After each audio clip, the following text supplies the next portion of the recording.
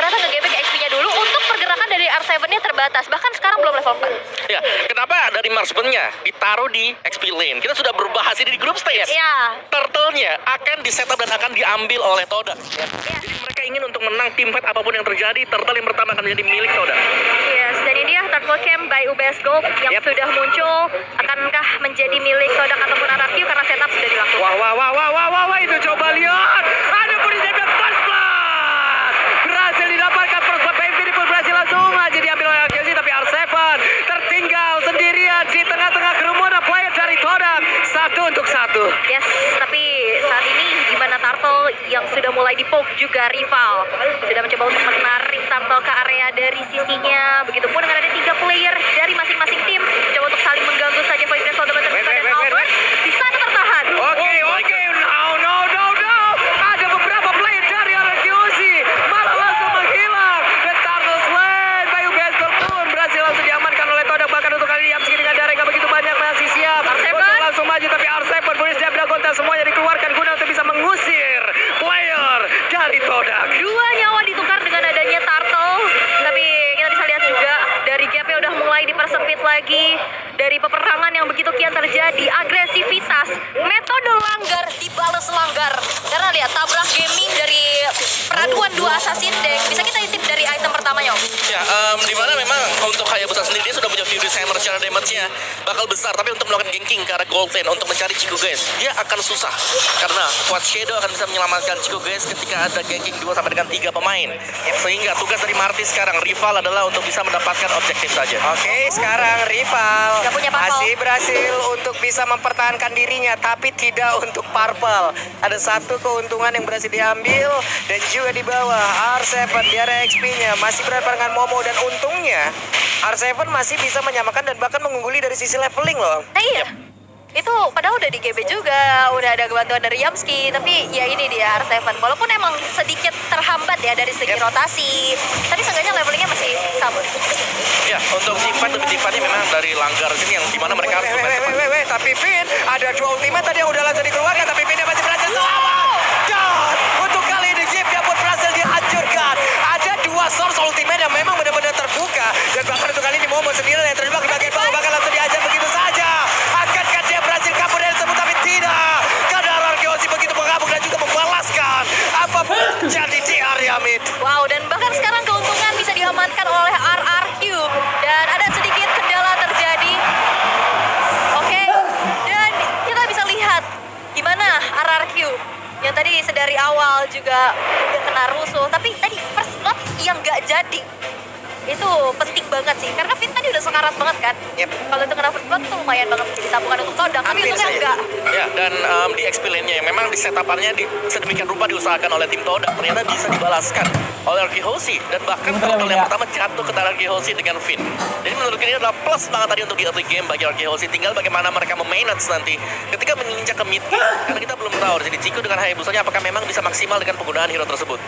Banyak sekali momen memang kita melihat dia menggunakan mid laner, pernah jungler bisa, marksman bisa, tapi sebagai gold laner assassin inilah yang harus dipertanyakan juga untuk tim Todak. Apakah memang mereka terlalu memaksakan ya untuk fleksibilitas mereka? Oke lah, memang mereka fleksibel, mereka bisa mainin sebenarnya tadi di laning phase-nya XP lane bisa ada Martis, tapi mereka maksa untuk menggunakan Hayabusa sebagai gold lane. Dan ini bisa jadi pedang bermata dua untuk tim Todak, karena mereka sedang tertinggal sekali. Kalau lagi unggul itu bagus, kalau lagi ketinggalan ini PR buat Todak. Ya, dan apalagi kita lihat juga begitu banyak pick off yang dilakukan oleh RRQ ya, membuat akhirnya dari goldnya dalam keadaannya juga sekarang udah diunggulkan oleh RRQ, dan kita akan kembali kepada game yang sudah dilanjutkan kembali. Yap, ini dia sudah ready lagi untuk bisa melanjutkan bagaimana jalannya pertandingan. Karena Finn dan juga Clay sudah standby di area dari Turtle. Seperti biasa, Turtle Camp, UPS pun sudah hadir. Mereka sudah set up, tapi Yumski tidak mau kalah. Yumski hadir sendirian. Moon hampir saja terkena satu air mancur yang memang sudah disediakan, dan efek slownya bahkan untuk kali ini dengan Emo Banditnya. Finn harus menghilang di area tersebut, dan RQC kehilangan satu playernya. Mereka kekurangan buat dari quantity player. Bahkan dengan sekarang Turtle pun masih ada di sana, belum menjadi milik dari siapapun. Yap, tapi setup sudah dilakukan, rival sendirian. Yamski dari belakang, Black Dagger Form sudah mulai terbuka, tapi Retribution dan Turtle Slay by UBS Gold berhasil diamankan oleh Todak. Tapi lihat, Albert hadir dan bahkan Yamski berhasil dihilangkan di tangan Itu Albert. dia rival tertinggal sendirian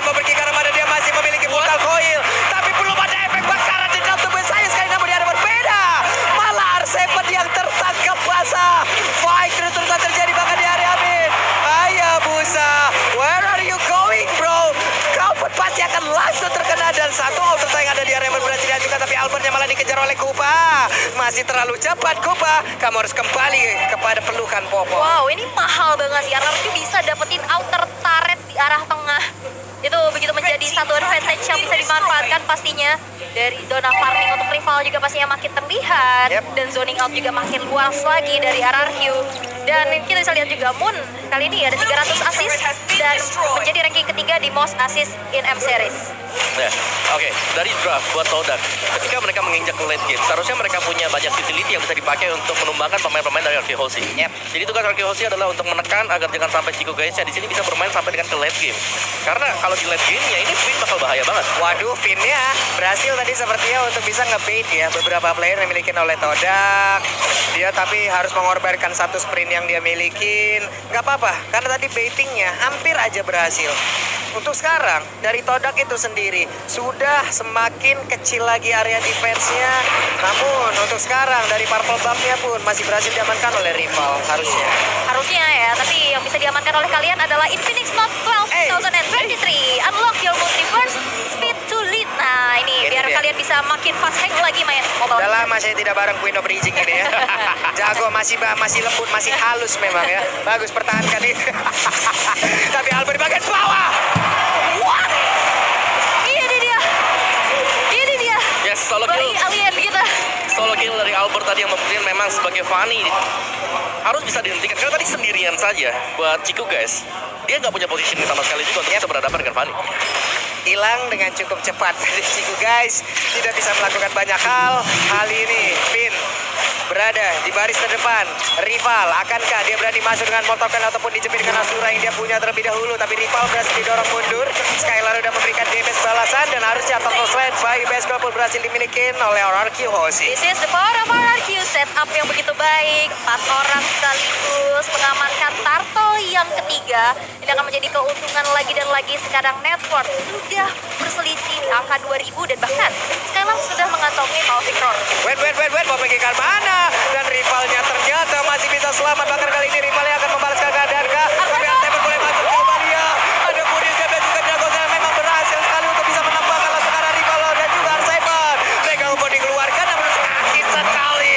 Beatrix-nya free hit. Skylar mendapatkan satu positioning begitu indah dan juga bisa memberikan damage yang begitu menyakitkan. Wow, sakit banget, bahkan 3 player dari Todak berhasil untuk dihilangkan. Begitupun adanya satu inner turret di arah top lane RRQ. Semakin jauh meninggalkan Todak dari segi gold dan bahkan inisiasi ke area jungle-jungle terinvasi sudah. Outer turret di arah bottom lane pun sudah tidak akan bisa lagi dipertahankan. Dan ini akan menjadi objektif yang begitu mahal untuk RRQ. Ya, menurut tadi rival ya, dia agak sedikit terlambat untuk mengeluarkan Mortal Coil dia tadi. Sehingga bisa terangkat ke atas dan bisa dieksekusi oleh pemain-pemain dari RRQ Hoshi. Tapi bagaimana serangan dari RRQ Hoshi juga? Mereka sudah mulai mengkotakkan Todak untuk tidak keluar melewati perbatasan sungai ini. Wes, Renal abadinya mulai masuk dan juga berasa ya damage-nya ya. Udah berasa gitu, kena gitu. Tajem banget ya, eagle eye. Eagle eye, mata elang. Kayak jauh juga kena gitu loh. Iya kan, sniper ready. Give me. Oh, itu Leslie ya. Kayak orang ngebut juga lewat gitu masih kelihatan gitu ya. Iya. Hampir saja. Deg-degan ya. Berbeda. R7 dan juga Chico guys tadi bertemu dalam satu landing yang sama. Sekarang masih clear terhadap wave minion. Berhasil. R7.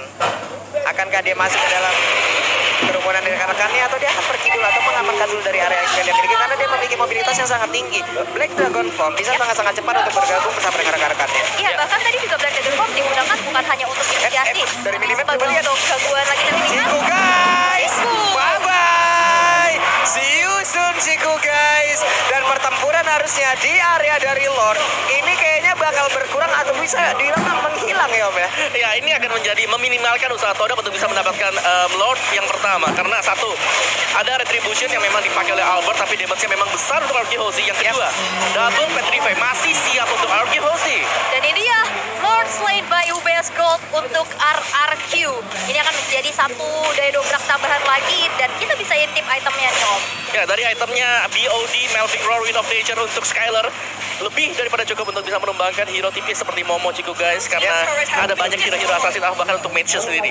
Tapi Moon positioning dari dia harus bisa dicari. Ada Clay memang, ada R7 dan ini tugas dari kedua pemain ini untuk bisa memberikan instant burst sehingga dari sisi belakang RRQ Hoshi akan bebas untuk masuk tanpa adanya real world manipulation. Oke, bersama dengan satu Lord akan seperti apa hasilnya? Bersama satu Akankah- Lord, RRQ semakin kuat. Wah, Wah, ini kayak R7 yang di Baliho ngomongnya begitu kali.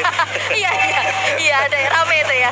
Tapi tersisa 3 base taretanya nih Pak Pulung dari Todak yang masih menjadi PR besar pasti untuk dipertahankan. Ini pun hammernya belum dijadiin, belum masih OTW Hunter Strike banget nih kayaknya nih ya. Dari Beatrix itu sendiri, Lordnya sudah ada di area dari top lane yang dimiliki oleh Todak.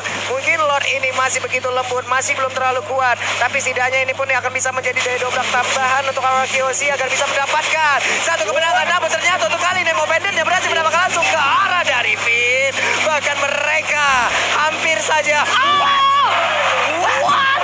Beatrix menghancurkan Yogi dan juga Albert mendadak bertamu walaupun tidak diundang sama sekali oleh Kode dan berhasil mendapatkan lagi karena satu player mau pergi ke arah mana dan juga sekali lagi memberikan di maju pemain depan Kupaya tidak akan bisa melakukan banyak hal lagi karena Kupaya ditembakin dan diam saja di area tersebut. Walaupun masih ada high ground defender dari Moon, tapi memang lini belakang tapi kali ini dengan adanya satu Wave of Nature mendinai Shadow Kill yang dikeluarkan oleh seorang Cigu guys, tanpa adanya trade eliminasi, RRQ masih memegang keuntungannya. ya ini bakal ya balik lagi dari Todak yang belum punya item cukup dari sisi defense-nya ya. Karena dari offense RRQ Hoshi mereka sudah cukup matang sekali. Adanya Black Dragon Form, adanya juga Ocean Oddity bersama dengan Breath of the Ocean sudah lebih daripada cukup untuk bisa menumbangkan Yif. Tapi positioning dari Finn harus juga bisa di-cover oleh rekan-rekan yang lain. Tadi dia tumbang sendirian, yang untungnya memang Yif dari posisi tidak bergerak juga. Ini dengan dua dari masing-masing hero yang udah diamankan ya. Mereka sebenarnya sama-sama memiliki keuntungan bermain di gang sempit kayak begini loh. Martis orang berkumpul di gang sempit kayak begini, asurannya connect, mortal coilnya semuanya bisa. Dan sekarang ada konsil yang dikeluarkan, masih sempat untuk mengeluarkan lagi ke arah satu rokok. Masih ditarik lagi dengan satu apa yang akankah ini menjadi